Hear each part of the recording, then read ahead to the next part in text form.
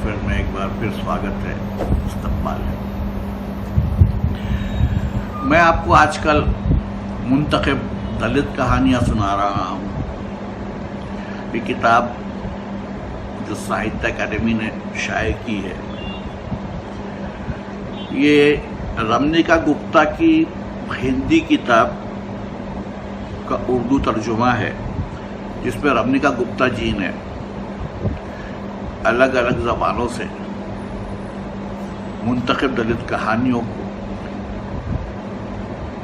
हिंदी में अनुवादित किया था। वहाँ से फेसीन एजाज साहब ने इसे उर्दू का रंग दिया है, उर्दू तर्जुमा किया है, और मैं आपको उर्दू तर्जुमा ही सुना रहा हूँ। आज मैं आपको सुना रहा हूँ अन्ना भाऊ साठे की कहानी शमशान में सोना की कहानी का उर्दू तर्जुमा। सुनिए, शमशान में सोना। पड़ोस के गांव के एक नामी गिरामी आदमी की मौत की खबर सुनकर भीमा गुस्से में आ गया और तस्वुर में ही कई बार उस अमीर आदमी की कब्र को उसने देख लिया। नीम के पेड़ के नीचे उसकी प्यारी बेटी नवदा अकेली बैठी हुई अपने आप से खेल रही थी। अंदर भीमा की बीवी खाना बना रही थी और वो सूरज डूबने का इंतजार कर रहा था। उसने बहुत बेसब्री से बार बार सूरज को देखा, जो तेजी से नहीं डूब रहा था। बाहर जाते वक्त वो हमेशा एक पीली सी धोती, लाल पगड़ी और मोटे कपड़े की कमीज पहन लेता था। तब वो एक पहलवान की तरह दिखाई देता था। बड़ी बड़ी टांगे, बड़ा सा सर, मोटी गर्दन, दाढ़ी सी भवें, चौड़े मुंह पर बड़ी बड़ी शानदार मूछें कई गुंडों को भी दब्बू बना देती थी। वो किसी से नहीं डरता था। भीमा वर्धा नदी के किनारे बसे गांव में रहता था। उसकी इतनी ताकत भी अपने ही गांव में उसे रोजगार दिलाने में मददगार नहीं हो सकी। वो काम की तलाश में मुंबई तक घूम आया था। उसने नौकरी की तलाश में पूरे शहर का चप्पा छान मारा, पर बेकार। आखिर वो उस छोटे से कस्बे उपनगर जो जंगल के किनारे था में आकर रहने लगा। उसका अपनी बीवी के लिए सोने का नेकलेस बनाने का ख्वाब भी पूरा नहीं हो पाया। उसे बंबई शहर, जो रोजगार और रहने की जगह छोड़कर सब कुछ देता है, उससे सख्त नफरत थी। उपनगर में आने के बाद उसे कान में पत्थर काटने का काम मिल गया। जंगल में उसे ढंग का काम और सर ढांकने को छत भी मिल गई। देव जैसी अपनी ताकत से वो चट्टानों को तोड़ता रहता और पहाड़ी पीछे की तरफ खिसकती रहती। उसके घर की चोट पर पत्थर की चट्टान टूट जाती। कान का मालिक और क्वारी का ठेकेदार उसके काम की तारीफ करते। भीमा अपने काम से काफी खुश था। 6 महीने में क्वारी का काम बंद हो गया और भीमा बेरोजगार हो गया। अगले दिन सवेरे वो काम करने के लिए पहुंचा था तो उसे जानकर बड़ा सदमा हुआ था कि उसका रोजगार नहीं रहा। वो घबरा गया था। भूखा रहने के ख्याल से वो बेहद फिक्रमंद हो गया। वो जंगल में बहती नदी के किनारे अपने कपड़े बगल में दबाए खड़ा हो गया। वो नहाया और घर की तरफ चलने लगा। चारों तरफ देखा। वहां राख के बड़े बड़े ढेर थे जो चिताओं के जलने से बच गए थे। उसे चारों तरफ जली हुई हड्डियां इधर उधर बिखरी दिखाई दी। मौत के ख्याल से भी वो डरा नहीं, जरा नहीं डरा। उसने सोचा कि मरने वाला आदमी बेज़रर होगा जिसे मौत ने राहत दी होगी। वो भी बेरोजगार ही रहा हो गया। वो जान गया था कि भूख उसके चेहरे को तक रही है। उसकी प्यारी बेटी नवदा खाने के लिए रोती है और उसकी बीवी बिसोरती रहेगी और वो बेबस होकर बस उन्हें देखता रहेगा। यकायक उसे राख के ढेर के ऊपरी हिस्से में कोई चीज चमकती हुई नजर आई। उसे नजदीक से देखने के लिए झुका। वो एक सोने की अंगूठी थी। जो लगभग 12 मासे की होगी। उसने फौरन उसे उठा लिया, अंगूठी को अपनी मुट्ठी में भींच कर उसे एक दरियाफ्त की बड़ी मसरत का एहसास हुआ।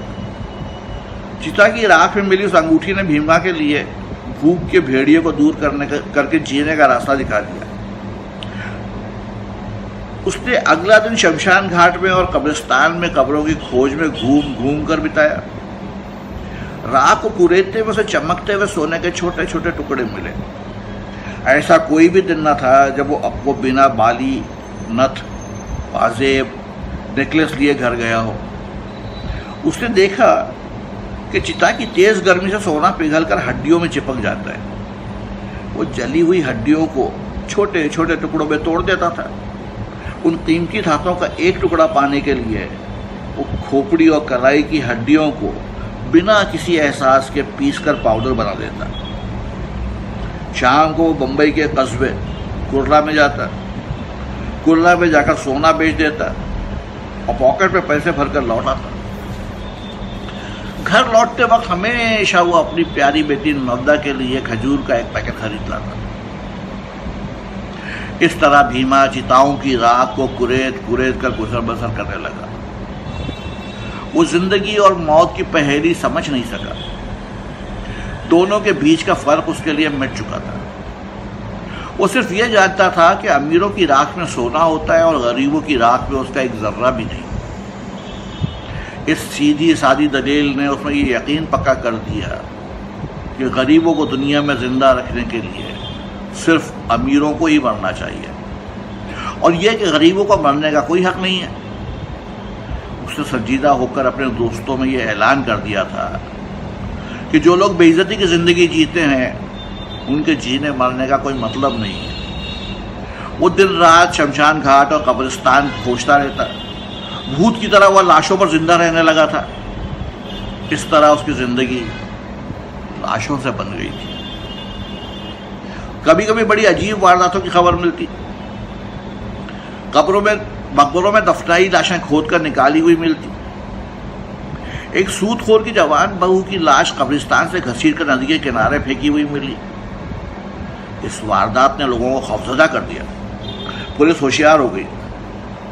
कब्रिस्तान में लाशों पर पहरा देना आसान काम नहीं था। शमशानों में रात भर निगरानी करना नामुमकिन था। सूरज गुरूब हुआ और अब अंधेरा हो गया था। भीमा ने अपनी बीवी का पकाया हुआ खाना खाया। अपनी मर्जी को जाहिर करते हुए उसकी बीवी ने उससे पूछा, कहाँ की तैयारी में हो? तुम्हें यह धंधा छोड़ देना चाहिए। ये सब कुछ बर्दाश्त से बाहर हो गया है। चिता की राख को छाटना, कुरेदना, लाशें, सोना, ये सब बहुत खौफनाक है। लोगों ने हमारे बारे में बातें करना शुरू कर दी हैं। भीमा इस पर चिल्लाया। दुखी होते हुए उसने धीमी आवाज में कहा, मैं वही करूंगा जो मुझे अच्छा लगता है। लोग जो चाहे कहें। मैं कमाऊंगा नहीं तो हमें खिलाएगा कौन? मुझे गलत मत समझो। इस तरह शमशान में भूत प्रेत की तरह तुम्हारा घूमना तुम्हारे लायक काम नहीं है। मैं डर से मरी जा रही हूं। यह सब कुछ मुझ में खौफ पैदा कर रहा है। ये तुमसे किसने कहा कि शमशानों में से भूत ही घूमते? भीमा चिल्लाया। मुंबई ही भूतों की बस्ती है। असली भूत तो घरों में रहते हैं और मुर्दे कब्रों में सड़ते हैं। राक्षस शहरों में पनपते हैं, जंगलों में नहीं, भीमा ने जवाब देते हुए कहा। यह कहकर भीमा ने उसे चुप करा दिया और अपने रात के प्रोग्राम के लिए तैयार हो गया। उसने अपनी बीवी पर गुर्राते हुए कहा। वो पूरे मुंबई घूमता रहा पर उसे नौकरी नहीं मिली, लेकिन चिता की राख ने उसे सोना दिया। मैंने दिन भर पत्थर तोड़े तो मुझे एक आध रुपया मिला, जबकि चिता की राख दिन भर हटाने से मुझे 10 रुपये मिले। वो गुस्से में घर से निकला। जब भीमा अपने शबीना तवाफ के लिए घर छोड़ा, जब भीमा ने अपने शबीना तवाफ के लिए घर छोड़ा तो हर तरफ सन्नाटा था। उसने अपने सर को एक कपड़े के टुकड़े से ढक रखा था और एक बोरे का चोला पहन रखा था, जिसे अपने कमर में बांधे भीमा तेज चाल चल रहा था। अपने बगल में एक सिंबल दबाए वो लंबे लंबे डग भरता आगे बढ़ रहा था। उसके चारों तरफ खूब अंधेरा था, लेकिन भीमा जरा भी नहीं डरा। उसके दिल में सिर्फ एक ख्याल था कि उसे एक साड़ी, एक पेटीकोट, एक ब्लाउज और एक खजूर का पैकेट खरीद लाना है। पूरे माहौल में एक डर सा भरा था, जैसे कुछ होने वाला है। खामोशी जानलेवा थी। गीदड़ों का एक झुंड उआ उआ करते हुए बेधड़क घूम रहा था। एक सांप ने पुरपेच रास्ते से अलग हटकर जंगल में सरक गया। एक उल्लू की करख्त आवाज गूंजी और खामोशी और भी डरावनी हो उठी। भीमा गांव के और नजदीक पहुंचा और जमीन पर बैठकर चारों तरफ देखने लगा। गांव एकदम खामोश था। कोई खांसा, एक बत्ती चमकी और फिर वैसे ही सब साकित हो गया। भीमा मुतमईन हो गया। वो कब्रिस्तान में गया और हाल में बनी कब्र खोजने लगा। वो एक कब्र से दूसरी कब्र पर कूदने लगा। टूटे हुए बर्तनों को और पास की खपच्चियों को बिखेर बिखेर कर उसने हर कब्र पर माचिस जलाकर देखा और एक अमीर आदमी की कब्र खोजने लगा। आसमान में बादल घेर आए थे। अंधेरा गहरा हो गया था और बिजली चमक रही थी। बारिश आते देख भीमा घबरा गया कि बारिश होने पर अमीर आदमी की ताजा खुदी कब्र ढूंढ नहीं पाएगा। वो जल्दी जल्दी चलने लगा, जिससे वो पसीना पसीना हो गया। कब्रिस्तान के आखिर में पहुंचने पर बुरी तरह डर कर खड़ा रह गया। उसे दांतों की किट किट सुनाई दी, किसी का गुर्राना और जमीन खुरचना भी सुनाई दे रहा था। भीमा समझ नहीं पाया था। वो आगे की तरफ झुका, फिर सब शांत हो गया। थोड़ी देर में उसे किसी की ठोकरें मारने की आवाज सुनाई दी। भीमा बहुत डर गया। जिंदगी में पहली बार उसने डर और भूत प्रेत का खौफ महसूस किया, लेकिन उसने जल्दी ही अपने आप को कंट्रोल कर लिया। जब समझ में आया कि वहां क्या हो रहा है तो उसे अपने आप पर शर्म आई। गीदड़ों का एक झुंड कब्र में दबी एक लाश के लिए आया हुआ था। वो जमीन पर रखे पत्थरों को छुए बिना अगल बगल जमीन खोदकर लाश तक पहुंचना चाह रहे थे। गोश्त की बू पाकर वो अभी अभी दफनाए गए मुर्दे की कब्र पर बार बार हमला कर रहे थे। हालांकि अपने मकसद में वो एकजुट थे, लेकिन फिर भी एक दूसरे से खौफनाक मुकाबला कर रहे थे। वो अपनी नाक जमीन पर में रगड़ते, सूंघते और गोश्त की बू से बेचैन होकर जोर शोर से कब्र खोदने लगते। भीमा गुस्से से भर उठा। वो मिट्टी के ढेर के ऊपर कूदा और अमीर आदमी की कब्र पर रखे पत्थरों के बीच खड़ा हो गया। भीमा ने बड़े बड़े पत्थर उठाकर गीदड़ों को मारने शुरू किया। यकायक हुए इस हमले से घबराकर गीदड़ दूर भाग गए और कहीं छुप गए। भीमा का हौसला बढ़ा और उसने गीदड़ों से पहले लाश निकालने का फैसला किया। उसे काम में मसरूफ देखकर गीदड़ों ने उस पर हमला बोल दिया। एक ने सीधे उस पर हमला किया जैसे वो बहुत गुस्से में हो और उसका बोरे का लिबादा फाड़ दिया। लिबादा फट जाने से भीमा परेशान हो गया। अपने दांतों में फंसे बोरे को झटक कर गीदड़ ने और भी ज्यादा ताकत से भीमा पर हमला किया। भीमा इसके लिए तैयार था। उसने लोहे की एक नुकीली छड़ के एक बार से ही उसे मार दिया।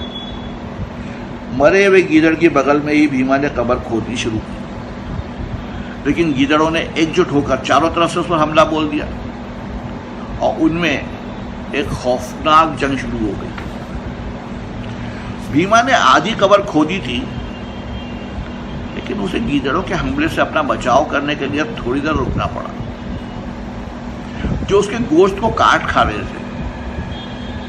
उसने हर उस गीदड़ को मुक्के मारे जिसने उस पर हमला किया था। जब वो गीदड़ को मारता तो वो गिर जाते लेकिन बाकी गीदड़ ज्यादा गुस्से में भरकर उसे घेरते और उसके गोश्त पोस्ट को फाड़ने लगते। भीमा, जो कुंती के दूसरे बेटे का नाम था, अपनी रोजी के लिए गीदड़ों के साथ एक पिंजर के कब्जे के लिए जंग कर रहा था। गांव के आसपास एक खौफनाक लड़ाई लड़ी जा रही थी, जंग जो देश के सुरमाओं की तारीखी दस्तावेज में कभी दर्ज नहीं होगी। हर तरफ सन्नाटा छाया था। मुंबई शहर सो रहा था और गांव आराम कर रहा था। एक भयानक जंग कब्रिस्तान में लड़ी जा रही थी। आदमी सोने के लिए लड़ रहा था और जानवर खाने के लिए। भीमा ने अपनी कुल्हाड़ी से उन जानवरों पर हमला किया और उन्हें मार गिराया। जो उसकी मार से बच गए, उन्होंने उसके गोश्त को फाड़ डाला और उसकी मार खाकर भाग गए। वो जोर से चिल्लाए। उनके काटने पर भीमा जोर से चिल्लाता और गाली देता। कुछ वक्त बाद गीदड़ों ने कुछ देर के लिए हमला बंद कर दिया। ये देखकर भीमा ने फिर से कब्र खोदनी शुरू की। उसने धरती को नरम किया और माथे से पसीना पोंछा। वो बुरी तरह थक गया था। जैसे ही वो कब्र के अंदर घुसा, गीदड़ों ने उस पर हमला कर दिया। उसने उन्हें जोर से मारा और गीदड़ों का झुंड हार कर भाग गया। देव जैसा भीमा अपनी ताकत और कुव्वत के बल पर फाते हुआ। बड़ी मेहनत से भीमा ने लाश को खींचकर बाहर निकाला। उसने माचिस जलाई और लाश को नजदीक से देखा। आखिर अकड़ी लाश कब्र में पड़ी थी और भीमा उसका जिस्म टटोलने लगा। उस लाश की उंगली में एक अंगूठी मिली, जिसे निकालकर उसने अपने पॉकेट में रख लिया। उसने लाश के कानों से बालियां खींचकर निकाली और तब उसे याद आया कि लाश के मुंह के अंदर भी सोना हो सकता है। उसने अपनी उंगलियां उसके मुंह में घुसाई, लेकिन लाश का जबड़ा सख्ती से बंद था और मुंह को पूरी तरह खोलने के लिए उसे अपनी छोटी सी कुल्हाड़ी का इस्तेमाल करना पड़ा। उसने मुंह को पूरी तरह खोल दिया और अपनी उंगलियां मुंह में घुमाई। उसी वक्त गीदड़ जोर से शोर करते हुए जंगल की तरफ भागे। ये आवाज सुनकर गांव के लोग इकट्ठा होकर कब्रिस्तान से गीदड़ों को भगाने के लिए लोगों के जमा होने का इंतजार करने लगे। भीमा के जिस्म में डर के मारे कपकपी दौड़ गई। उसे लाश के मुंह से एक अंगूठी मिली। उसने अपने पॉकेट में रख ली। मुंह के अंदर खोखले हिस्से में पूरी तरह खोजने के लिए उसने अपने बाएं हाथ की 2 उंगलियां मुंह में डाली, लेकिन वो कुछ नहीं मिला।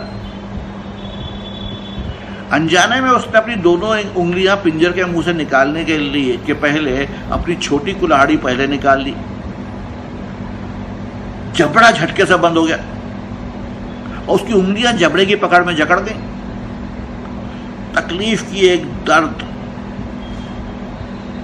भीमा के जिस्म में लहराई। उसने लोगों को हाथ में लालटेन लिए हुए कब्रिस्तान की तरफ आते देखा। डर ने उसे घेर लिया और उसके अंदर उस लाश के खिलाफ गुस्सा भी भर गया। गुस्से में उसने लाश की खोपड़ी पर कुल्हाड़ी से वार किया। उस वार के जोरदार हमले से जबड़ा उसकी उंगलियों पर और जोर से जकड़ गया। लाश के दांत उसकी उंगलियों की हड्डियों तक घुस गए। वो जानता था कि अगर लोगों ने उसे कब्र की पाकीज़गी को खराब करते देख लिया तो वो उसे या तो मार डालेंगे या अच्छी तरह पिटाई करने के बाद पुलिस के हवाले कर देंगे।